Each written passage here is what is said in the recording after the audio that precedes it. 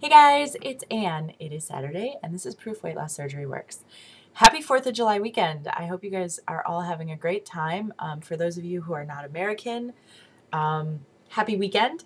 For those of you who are, get out your fireworks, your grills, get your family together. Let's have a good time. This week we're talking about the hardest part. And yeah, the hardest part for me by far has been the emotional side of things. Emotional all the way, I mean, the gambit of emotions, you guys, all of them. From putting myself first, which you hear all the time. I have heard put yourself first, you guys, for years and years and years and years. All the way since Oprah and Bob Greene teamed up and did, the whole diet thing that they did years and years ago. And I never quite understood it until I had the surgery. And all of a sudden, I'm saying to my husband, I need 45 minutes to eat. No, I'm not going to hurry up. I'm sitting at a restaurant with other people, and they're expecting responses out of me, and I'm still chewing for 2 full minutes, looking at them like, I'm chewing. And I'm going to continue chewing. So go ahead and talk, because I'm going to be chewing this whole time. I got 45 minutes of a chew fest going on over here, folks. So, those little things, me saying to my parents, hey, yeah, I'll come over for the 4th of July, but I'm going to bring my own food. Or I'm going to go ahead and bring some healthy options. So there's a lot of little things that all add into putting yourself first. Being able to stand up and say, I'm important, and this is important to me, and I need to do this for me. Thank you for understanding. So that's the first, that's been hard. The body dysmorphia, the emotions behind buying it.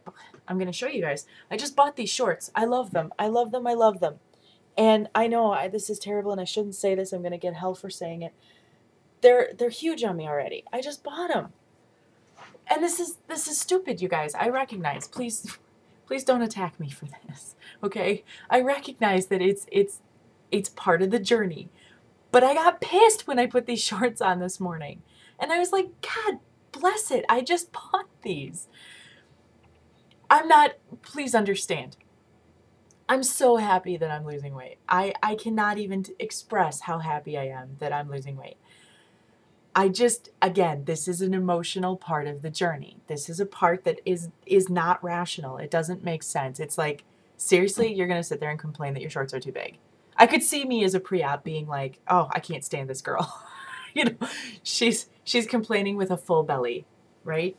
So that's another side of this, is there are little things that I'm seeing in myself that are happening, my arms. I hear a lot of people complain, and you know what? Yeah, it's not pretty. And I wish it wasn't that way, but it is. And I wish a lot of things, but that's the way it is. And it's ultimately a good thing. But that's another emotional side of things that I have to deal with. Dealing with the emotions behind being an emotional eater. When I want to binge. When I feel that urge to binge. That is tough. It's tough. And then on the very far end of the spectrum is dealing with some of the things that got me here in the first place. Fear. You guys, I realize I'm a fear monger. I'm afraid of everything. I'm afraid of men. Men scare the hell out of me. I never even knew it. I had no idea men scared me that much. Oh my God, men scare me. And I'm not, I have male friends. I work with all men. So clearly, I put myself in the middle of it. But being one-on-one with another man, my husband is the exception to this rule, hence the reason I married him. But being one-on-one with a man is terribly frightening to me. I remember as a 7-year-old kid having a friend's father drop me off at the wrong house because I didn't want him to know where I live. Does this mean I have deeper issues? Yes, absolutely. Is this part of the emotional journey in losing weight? Yes. Is it something I didn't expect? Yes. So how am I dealing with all of this? Okay, number one, counseling. I am a firm believer in counseling. I'm a firm believer in the psychotherapy field, in professionals. I'm also a firm believer that not every psychotherapist is the right one for you. I shop. I really do. I admit it. I shop for psychotherapists. I think it's healthy. You shop for doctors and dentists and lawyers. Shop for your psychotherapist. Find the one that clicks with you, that understands you, that can relate to you on your level. We're not all the same people. So that's number one for me. Number two is introspection and meditation. I do it. You guys, I do it every day. My walks, my exercise is my meditation. It's my time I'm walking, I'm in nature, I'm relaxed. Nothing can hurt me. And I go over all of these things in my head. A lot of my videos on my personal channel are a direct result of a meditation session. Yesterday I made a video about seeing some alarming behaviors resurface. That is that is me saying to myself, hey, you know what? There's some stuff you're doing here that I'm not quite sure you should be doing. It is a self-awareness that I think is absolutely necessary in this journey, you guys. Self-awareness for me has been key.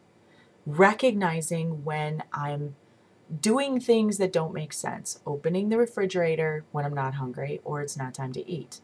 You know, getting most of my calories through Starbucks, not a good option. I don't care if it's sugar-free. 3 cinnamon dolce lattes in a day, probably not a good idea. So, you know, there's that self-awareness is huge. So counseling, self-awareness, meditation, and support, having people to talk to. My husband, bless his soul, has been amazing in this journey. And he's had his moments, you know, as far as the me time goes. I mean, he gets demanding sometimes. And I understand. He has needs as well. He has to come first in his world. So we have to balance that. And, you know, having him to talk to about these things is huge. And luckily he loves me so much that he's helped me kind of reach that balance or get closer to it. I don't know that I'll ever get quite there where I balance me versus what the world expects of me, but I'm really close now. And I feel like I get my time. I understand myself. I've got the awareness. I've got the tools, right? We all have a toolbox. So for me, again, hardest part, the emotional journey. Way I deal with it, my motivational toolbox is what I call it. My box of tricks. You know, my walks, my meditation, my self-awareness, my counseling, my husband, my friends, my family. These things are all tools that help me keep my head on straight and keep the journey going. So with that being said, let me see if there's anything else. Blah, blah, blah. How do you deal with it? How do you make it work? And it's the tools that make me feel good about the journey. It's the end result and the journey there that makes me feel good. I'm a journey person, not a finished person. I don't care about where the destination is. It's the journey that's the fun for me. So anyway, I'm probably over, but I hope you guys have a great weekend. And hey, respond. Let me know what's been the hardest part for you guys. Send me a video. Write us a comment. Make us a response video. We love it. And tomorrow will be Rosemary with a whole new topic for you guys. So happy 4th of July, you guys. Talk to you later.